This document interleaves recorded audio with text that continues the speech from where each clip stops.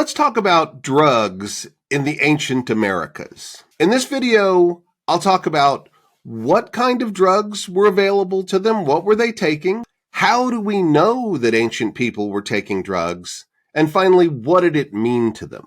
Now, let's start off by narrowing down what I mean by drugs. There are a number of different categories of drugs. Mostly, I'm going to be talking about hallucinogenic drugs, things that put people in an altered state of consciousness.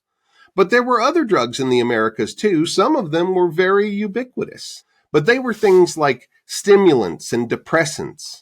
All across the Americas, from North America down to South America, they had two things that are commonly used today, and that's tobacco and forms of alcohol, fermented liquids. So those things were used everywhere by all of the Native Americans in one form or another, at least until you get up to Upper Canada where those sort of things don't grow. They also had, at least in North America, a stimulant, a kind of coffee. It was called black drink. And that was a very caffeine-laden drink that they would use in ceremonies as well. And it was made from the yopon bush. So there are lots of drugs that they were taking and using, and we see those all over the art, and a lot of them are still used today. But in this video, we're going to talk specifically about hallucinogenic drugs, and that's a slightly smaller category, and it's different from the different regions in the Americas. So I'll start with North America, then we'll talk about Mesoamerica, and then we'll talk about South America. And finally, we'll talk a little bit about what we think this meant to them and why they did it. All right, let's start with North America. The truth is, we don't have a lot of good evidence for drug use or hallucinogenic use in North America, especially in the northern parts. There is really no archaeological good evidence that they're doing anything beyond smoking tobacco and using alcohol. It's just the truth. Today, we see all sorts of Native American rituals that involve other things. And of course, it's a mixed bag today because all Native Americans have now been exposed to 500 years of European practices and thoughts and religions. And so it's hard to say that things people are doing today were definitely done in the past. We need some sort of archaeological proof to say that. And in the case of Northern North America, well, there's zero. As we move down in North America, though, there's much more, especially in the southern states, the Four Corners regions, and into northern Mexico. We definitely have people that are using peyote. We also suspect they're using datura. The best evidence for those is actually found in the caves of the lower Pecos region on the border of Texas and Mexico, kind of the Rio Grande River area. There are all these caves there, and they are painted in fantastic scenes, full color scenes. Some of them show people actually interacting with peyote. There's a famous one called White Shaman Cave that is an incredible scene, and many researchers have now identified what's happening in that scene with what a currently living still group of Native Americans are doing. They're called the Huichol, and they live clear on the other side of Mexico, still northern Mexico, kind of near where the Baja comes down, but on the mainland. They live up in the mountains there. Every year they do a journey, a pilgrimage out into the desert, and they find peyote and they kind of ritually hunt it like it's a deer. They shoot it with arrows, and then when they take it, they have visions of their creation and spiritual contact. But the journey that they take seems to be recorded in these caves, especially White Shaman along the Texas-Mexico border. We see images of people floating out of their bodies and hunting peyote, and we see the deer in association. But the exciting thing is that these are murals that are 3,000 years old. So if the research is right there, there's our first and greatest evidence from North America that peyote was specifically being used by people along that border, and the evidence in modern people is held by the Huichol people. I've been to White Shaman Cave myself multiple times. It's a little difficult to get to, but nowadays it's a park, so you can park outside, hike down, and then you have to kind of climb down into a ravine and then back up into the cave. And the murals are all across the interior of, it's kind of a grotto. It's not a deep cave. And they're in wonderful condition, save the fact that there are sheep that wander in the area, and sometimes they get into the cave and they scratch themselves on the wall. So the bottom part of the murals is actually missing. Now, when we get down into Mesoamerica, the cultures that are the Aztec and the Zapotec and the Maya, there are definitely hallucinogenic drugs growing there, and they are in use today among some groups, especially in Oaxaca. But the evidence for their use in ancient times is again rather slim. There are things like psilocybin mushrooms down there. There's datura. There's Salvia divinorum from the Oaxaca area. So they're there. There's also morning glory. In fact, all the nightshade plants have some form of hallucinogenic substance inside of them. But we don't really see them using those. We just know they're there. Now, the Aztecs seem to be talking about mushrooms. They call them the flesh of the gods, and it was recorded by a number of priests at contact period. And there are some codicy references to actually pictures of people holding mushrooms. Unfortunately, that falls short of actually saying they were using them in order to hallucinate. There are lots of mushrooms. Some of them are just tasty. They don't make you trip. So the evidence in the Aztec, it's possible, but a little shaky. Same thing for the Zapotecs and the Maya.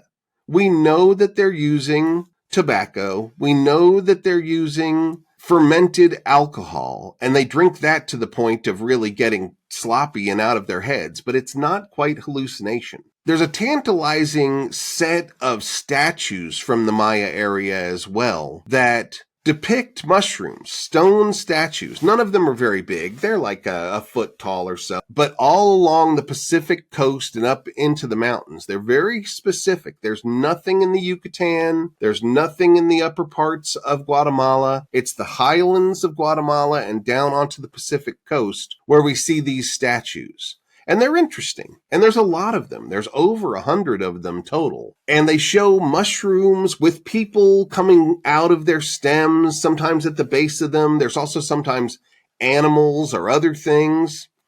The trouble is twofold.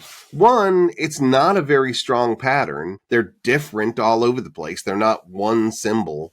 They're bigger, smaller. Sometimes they involve people or animals, sometimes not. But in all of them, over 100 of them, there is no one actually putting them in their mouth or anything like that. So again, there's definitely evidence of depictions of mushrooms. But in my area, actually, images of them taking them are few and far between.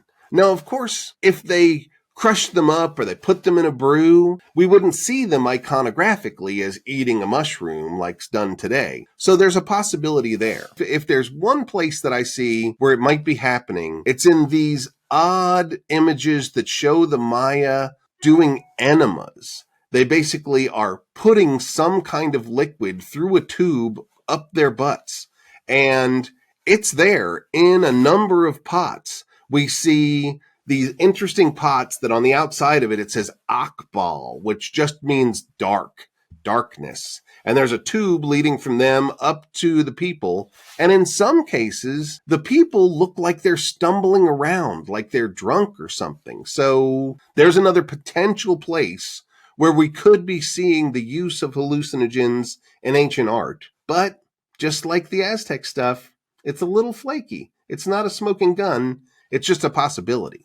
It's not until we get to South America where we really see just undeniable, strong evidence of ancient hallucinogenic drug use. The Amazon is a hugely fertile place, and its biodiversity is off the charts. There are many, many different plants in the Amazon that will produce a hallucinogenic effect. But the plant of choice there and back in the past is ayahuasca.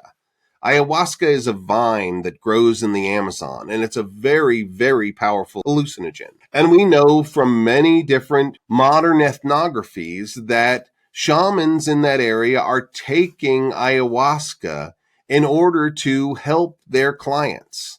They're doing it to connect to the other world. We'll get more to that in a second. But ayahuasca is the one. The trick is, how old is it? Because the Amazon turns over so quickly because of its biodiversity. There's very little evidence of ayahuasca use in ancient times in the Amazon, because we're still just finding those ancient times, period. It's not that long ago that we dispelled the myth that there were no big ruins in the Amazon. Now we're finding them, but the ayahuasca is at least tangentially seen in the ruins of Chavin de Huantar. It's a very difficult place to get to, up at the top of the Andes, but it is the path of least resistance from the Amazon into the coast of Peru. And it's evidence that those two regions were contacting each other. I took a bus up there once, took 6 hours to get there, and we crossed over 14,000 feet down into this beautiful valley where Chavin de Huantar is. Its back wall is full of all these stone faces in different stages of transformation. Some of them show these long bands of snot coming out of their mouth and out of their nose. And that is what happens to people when they snuff the ayahuasca in the Amazon. It causes this huge reaction of snot coming out of their face. So I feel like Chavin is showing us people at 1000 BCE under the effects of ayahuasca. Now, as I said, Chavin de Huantar was a meeting of places of the Amazon and the Peruvian coast. The Peruvian coast also has a very strong, still continuing today, tradition of hallucinogenics. But for them, it's the San Pedro cactus. San Pedro grows like a weed all over that region. In fact, people in America have it in their house and they don't even know it. They picked it up at Lowe's because it looked like a pretty plant, actually hallucinogenic. You might check if you've got a San Pedro cactus. It's more than you think it is. But anyway, these folks back in starting in Chavin times and going up were using San Pedro cactus. They'd cut it down, they'd boil it in a brew, and then they'd drink that brew, and it caused the hallucinations. To them, it opened up the other world so they could enter it. But we see the evidence definitely today. There are still people in the town of Trujillo, multiple people I've talked to. One of them was a guard at an archaeological site. He's still doing San Pedro cactus ceremonies and drinking the brew today.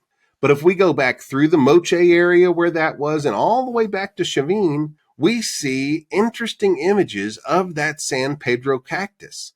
Sometimes people are walking along with it in front of them as they transform. My favorite of all of the pots that indicate it is a San Pedro cactus growing out of the desert, and sitting around the bottom of it is a young jaguar. Now that is geographically impossible. There are no jaguars on the North Coast, and there are no San Pedro cactus in the Amazon. So the people up there on the top of the mountain between the two made a piece of pottery that showed both the Amazon and the hallucinogenics of the coast. Very neat piece. And I think absolute proof that they were using this in shamanic contexts as long ago as 3,500 years ago. So why were people using these hallucinogens? It was not for recreational purposes. Today, most people that are taking hallucinogens are still doing it for recreational purposes. There are a lot of movements today where people are using hallucinogens like microdosing mushrooms or peyote or even ayahuasca as a medical treatment for depression or psychosis or other things. So we're actually getting closer to what the original use was. But for the ancient people, it was a method through which they contacted the other world, the spirit world. And their belief system, all illness came from a spiritual source. And if you wanted to solve that, you had to have a spiritual solution. And unlike today's doctors who prescribed these hallucinogens for people to help themselves. In the past, it was the shaman themselves who took the hallucinogens. And through that, they were able to see into the other world. In Peru, there are people that are curanderos who take the San Pedro cactus, and then that opens their third eye into the other world, and they see the spirits that are attacking their clients. And sometimes in a ceremony, they'll even pick up a dagger and fight a spirit in the air. We can take a look at what they're doing today in those ceremonies, and we can identify it in moche pottery. We can see chalices where people are drinking and people that are fighting smaller floating figures above them. To me, it's an absolute depiction of what's still happening in Peru today. But they were using these hallucinogens to contact that other world. And it was a tool. It wasn't always for good. Yes, the power could help someone heal. It could take the bad spirits away from them. But the same power could be used to harm people. You could put spirits on people with the power that you got through hallucinogenic drugs. You could also divine the true nature of things. For South America, it was mostly healing and harming. In Mesoamerica, a lot of it was about divination, about seeing the hidden connections of the world. For the Huichol, who do their peyote pilgrimage ritual, that was about reconnecting to the spirits of their creation and becoming one with that long Huichol tradition that took place in the other world, not in this world. This is a temporary world. That world is forever. I think an important takeaway there is that these drugs, these hallucinogens that they took, were never about recreation or fun. This was serious as a heart attack. This was something they did to see past normal existence, heal and harm people. But bringing this back around to the start, in North America, where there's really not much in the way of hallucinogenic use that we can prove, we do still see the shamanism, though. So what's the deal there? Why were there shamans, but they weren't using the same kind of hallucinogens as the people to the south? Well, I think the explanation there is the root of why they're doing it. They are doing it to reach that altered state of consciousness. And hallucinogens will definitely do that for you, but that's not the only way that you can reach that state. One of the most common forms of spiritual journey in North America was called the Vision Quest, where they would walk and run for days and days without food, without water. They would go to a distant location, but along the way, they would starve themselves and exhaust themselves into these moments of hallucination. So you didn't have to use drugs for that. You can do it the hard way and just wipe yourself out. For the Maya area, where we really don't see them ever using drugs in ancient art, what we do see is them, again, conducting sensory deprivation rituals where they hide in a dark place and they don't eat and they don't see the light. And then, after they get done with that kind of preparatory work, they bloodlet. The Maya are famous for bloodletting. Kings actually cut their penises and bled from there.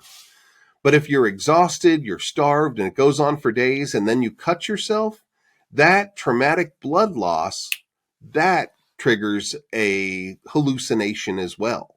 So in conclusion, were the ancient folks of the Americas using hallucinogenic drugs and other stimulants and depressants? Absolutely so. But they were doing so in a more spiritual and, for lack of a better word, medical sense. When Europe and the Western world encountered these things like tobacco and hallucinogens, well, we just had fun with it. We kind of used them recreationally, and that's been a perversion of their original meaning and use. I like the fact that doctors are now taking a look at them and beginning to prescribe things for people. We're getting closer. We're moving towards that moment where these amazing, powerful substances are being used to help and heal people rather than to just have fun. I guess if we were really to come full circle and know we were back where the ancients began, it would be the doctors that take the drugs, not the patients. Thanks for watching. If you liked that video, here's another you might like. Please remember to hit subscribe so that my next videos can try to find you instead of you trying to find them. And if you'd like to support my work, please find me at my podcast, ArchaeoEd. I have a Patreon link to that, and you could support my work through that. In any event, thanks for watching.